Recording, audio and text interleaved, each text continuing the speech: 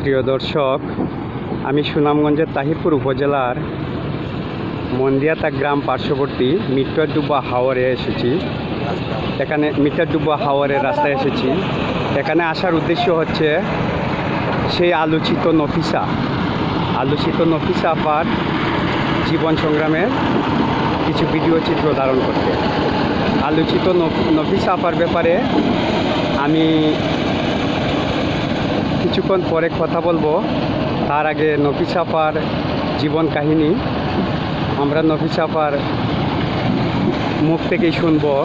তার আগে স্থানীয় দুজন এলাকাবাসী আছেন, ওনাদের কাছ থেকে একটু শুনি নফিসা আপার জীবন সংগ্রামের কাহিনী।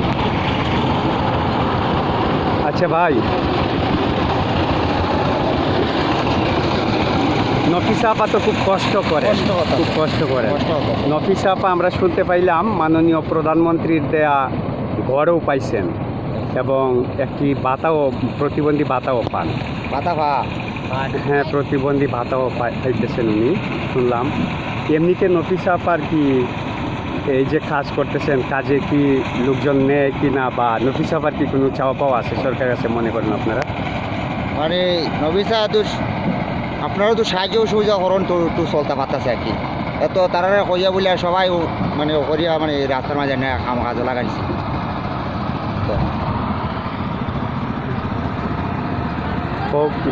রাস্তার মাঝে কাজ তো পারে না, ওর সাথে কেউ কাজ করতেও চায় না। তারপরেও তারে খালি সুদারে কেন মাটির কত রিকোয়েস্ট করিয়া বাচ্চা কাচ্চা নিয়ে উপাস থাকে। এরপরে রাস্তার সারাদিন মাটি কাটিয়া 280 টাকা পায়, এটি নিয়ে বাচ্চা কাচ্চা নিয়ে খাওয়ায়। রাস্তার কাজটা বেশি দিন না, ওতে 15-20 দিন রাস্তার কাম করতে পারবো, 15-20 দিন তার বাচ্চা কাচ্চা নিয়ে খাইতে পারবো। এরপরে বর্ষাকালে তার অবস্থাতে কী হবে এটা বলা যায় না। আচ্ছা নফিসা আপা, আপনি কি, আমি শুনতে পাইলাম এলাকাবাসীর কাছ থেকে বিভিন্নভাবে শুনতে পাইলাম, আপনার মুখটা একটু খুলেন, যে আপনি সরকারি ভাতাও পাচ্ছেন, প্রতিবন্ধী ভাতাও পাচ্ছেন, আবার সরকারের দেয়া একটি ঘরও পাইছেন। এমনিতে কি আপনার চলার কোনো কী অসুবিধা হয়, বা সরকারের কাছে আপনি কোনো কিছু চান কি না? সরকারের কাছে কোনো কিছু চাওয়ার আছে আপনার? অসুবিধা আমি তো সবটাও দেখি, আমি রাস্তার মাঝে গাড়ির অ্যাক্সিডেন্ট হইবার সম্ভাবনা, আমার একটা চোখে দেখি, একটা চোখে দেখি না। গাড়ির অ্যাক্সিডেন্ট হওয়ার সম্ভাবনা, পেটের কি দেখো গাড়ির অ্যাক্সিডেন্ট হওয়ানো পালা। আমার একটা বাচ্চা করছি, বাচ্চারা বলছি মানুষ আমার দেখতে পারো না, আমার তো দেখতে পারে না, আমি মানুষের আমার গাড়ির অ্যাক্সিডেন্ট করেন না পালা। এমনি মাননীয় প্রধানমন্ত্রী বঙ্গবন্ধুগণ বা শেখ হাসিনার কাছে কি আপনার কোনো চাওয়া পাওয়া আছে? আচ্ছা, আমার বাচ্চারা যত আমি একটু গরু দুধ কিনতে পারি, তো এই গরুটা দুধে বেচিয়া তুই আমার দিন দেখবা। আপনার কয় ছেলে কয় মেয়ে? এক ছেলে। মানে মাননীয় প্রধানমন্ত্রী শেখ হাসিনা সরকারের কাছে আপনার দুইটা গরু, মানে গরু দাবি, দুইটা গরু যদি হয় তাহলে আপনি মানে গরু লালন পালন করে আপনি স্বাবলম্বী হইতে পারবেন বলে আপনার বিশ্বাস আছে। মাননীয় প্রধানমন্ত্রী সহ দেশের হৃদয়বানদের কাছে এটাই আপনার দাবি। আল্লাহ দেব সরকার যে জায়গাটা আমার আমার তো গড়টা না হয়তো আমার থাকবো, আমার কোনো জায়গাও দেয় না। ওর ঘরে যাই মধ্যে একদিন থাকলে 2 দিন আমার বার করে দেয়। এই গড়টা ভাও নে অন্য আল্লাহ দিল আমার ছেলে লই শান্তি, আল্লাহটা না শুক্র আলহামদুলিল্লাহ। আমার এই গড়টা তো না থাকতে হতো, আমার কোনো উপায় আছে না। তো দোয়া করে খালি দিন রাতে আল্লাহ টাইম গড়টা ভাও নে, তারা শান্তি হচ্ছে, তো টিএনসারে শান্তি হচ্ছে, তা আল্লাহ আরও করুক।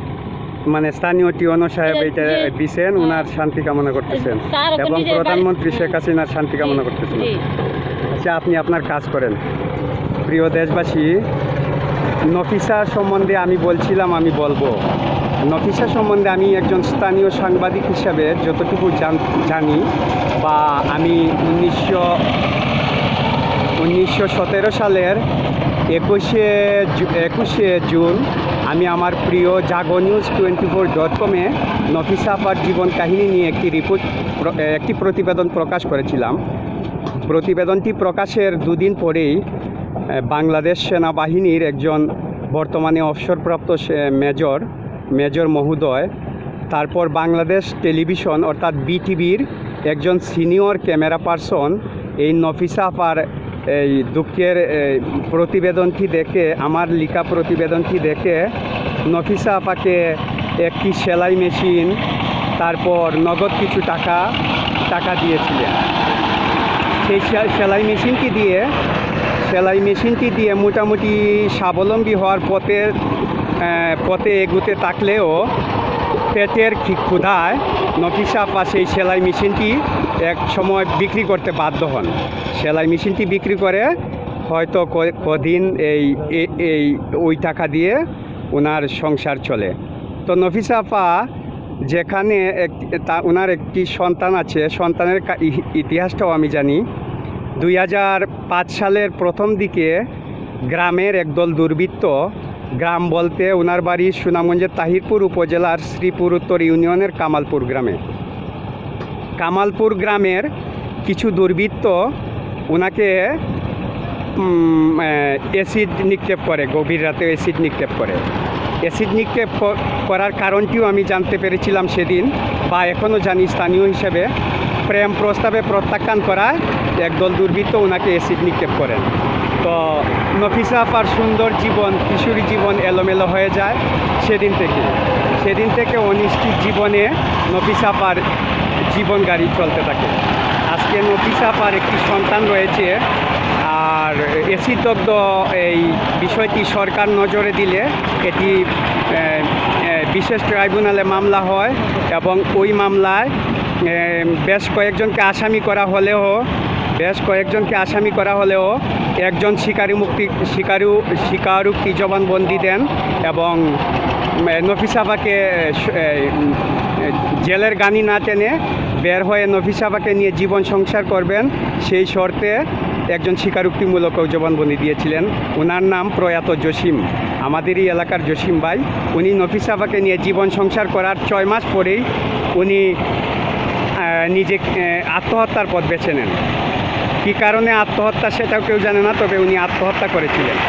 তো তন্মধ্যে নফিসা আপার পেটে 6 মাসের সন্তান, অর্থাৎ যে ছেলেটি বর্তমানে প্রায় 5-7 বছর সম্ভবত হবে, ছেলেটিকে আর কাজে নিয়ে নফিসা আপা আসেননি। তো ওই ছেলেটিকে নিয়েই নফিসা আপার জীবন সংগ্রাম শুরু হয়। এখন ছেলেটিকে নিয়ে অর্ধাহারে অনাহারেও থাকতে হয়। যদিও নফিসা আপাকে মাননীয় প্রধানমন্ত্রী জননেত্রী শেখ হাসিনার দেয়া একটি ঘরে উনি থাকতেছেন। উনি নিজেই বলছেন, শুক্রিয়া, গ্রামের মেয়ে, আমার বোনটা খুবই সহজ সরল বিদায় খুব সুন্দর করে গুছিয়ে বলতে পারেননি, তবে উনি ওই কথাটাই বোঝাতে চেয়েছেন। মাননীয় প্রধানমন্ত্রীকে ধন্যবাদ, 100 বছর বেঁচে থাকুন, স্থানীয় টিওনো মহোদয়কে ধন্যবাদ, এই কথাটি উনি বোঝাতে চেয়েছেন। নফিসা আপা অত্যন্ত সহজ সরল। আমি ওনাকে আপাদমস্তক চিনি, যেহেতু আমি পাশের গ্রামের ওনারই ভাই। আমি নফিসা আপা আমার বোনের মতো। আমি নফিসা আপাকে বোন হিসেবেই স্বীকৃতি দিয়েছিলাম, এখনও স্বীকৃতি দিই, যত জীবন থাকবো নফিসা আপাকে বোন হিসেবে স্বীকৃতি দেব। তো মূল বিষয়টা, নফিসা আপা আপাতত কাজ করতেছেন স্থানীয় এক আওয়ামী লীগ নেতা, আমার চাচা, দুঃসম্পর্কে চাচা। ওনার বাড়ি হচ্ছে বেতাগড়া, ওনার নামটা হচ্ছে নুরুদ্দিন। উনি বলতে চেয়েছেন এবং বলছেন, যদিও ক্যামেরার আগেও আমাকে বলছেন যে ওনাকে বাবা কেউ কাজ দিতে চায় না, উনি নাকি কাজ পারে না, বা জলসানো মুখটা দেখে কেউ কাজ দিতে চায় না, কারণ ওনাকে দেখলে নাকি অনেকের চলার পথ অশুভ হয়ে যায়। এই যে গ্রামের কুসংস্কার কথা, ওই কুসংস্কার কথা থেকে উনি বেরিয়ে এসে উনি স্থানীয় এলাকাবাসীকে বলে, রাস্তা মেরামতের কাজের ঠিকাদার বলেন বা যেই বলেন, ওনাদেরকে বলে নফিসা আপাকে এই 280 টাকা রোজের এই কাজটি উনিই করে দিয়েছেন। মূলত এর সম্পূর্ণ এই নেকি বলেন আর অবদানেই বলেন সম্পূর্ণ ওই স্থানীয় ওই আওয়ামী লীগ নেতার উপরেই বর্তায়। তো উনি দিয়েছেন, যদিও উনি ওনার নিজস্ব গতিতে দেওয়ার কোনো এখতিয়ার বা নাই। স্থানীয় আওয়ামী লীগ নেতা আবুল হোসেন খান, অর্থাৎ বারবারের চেয়ারম্যান, জনপ্রিয় চেয়ারম্যান, বর্তমান উপজেলা আওয়ামী লীগের সভাপতি মহোদয় আবুল হোসেন খান মহোদয়ের প্রচেষ্টায় আজকে এই নফিসা আপা 280 টাকা রোজের এই শ্রম বিক্রি করেন। যদিও নফিসা আপার খুব কষ্ট হয়, নফিসা আপা কিন্তু কান্নায় ভেঙে পড়ছেন। নফিসা আপার কান্নার গভীরতা আমরা বুঝি, আমরা বুঝতে বাধ্য এ কারণেই, কারণ নফিসা আপা আমাদের বোন, আমরা সমাজেরই একটি অংশ। নফিসা আপার চাওয়া সরকারের কাছে বেশ কিছু চাওয়া নয়। দেশের মানুষ যখন সরকারের এই ব্যবসা প্রতিষ্ঠান খোলা থাকায় নিজেকে ব্যবসায়ী বানিয়ে শিল্পপতি হচ্ছেন, ওই দেশেই নফিসা আপা তার শ্রম বিক্রি করে 280 টাকা রোজ পেয়ে একমাত্র পুত্র সন্তানকে নিয়ে 4টা ডাল ভাত খাওয়ার জন্য এই প্রচেষ্টা করে যাচ্ছেন। নফিসা আপার বেশ কিছু চাওয়া নেই মাননীয় প্রধানমন্ত্রীর কাছে, বঙ্গবন্ধু কন্যা মাননীয় প্রধানমন্ত্রীর কাছে। নফিসা আপা ছোটো, নফিসা আপার মনটা বিশাল হলেও তার চাওয়াটা অত্যন্ত ছোটো। নফিসা আপা মাত্র 2টি গরু মাননীয় প্রধানমন্ত্রীর কাছে, সংশ্লিষ্ট প্রশাসন মাননীয় প্রধানমন্ত্রীর কাছে 2টি গরু দাবি করছেন। আমরা চেষ্টা করব মাননীয় প্রধানমন্ত্রী মহোদয়ের কাছে এই 2টি গরু যাতে নফিসা আপা পায় সেটুকু তুলে ধরার জন্য লিখে স্ত্রীর চিত্রের মাধ্যমে। আর আমার এই ভিডিওটি যে ভাই বন্ধুরা দেখবেন সবাই দয়া করে একটু শেয়ার করবেন, এবং যাতে নফিসা আপার এই দাবিটুকু মাননীয় প্রধানমন্ত্রীর দৃষ্টিগোচর হয়।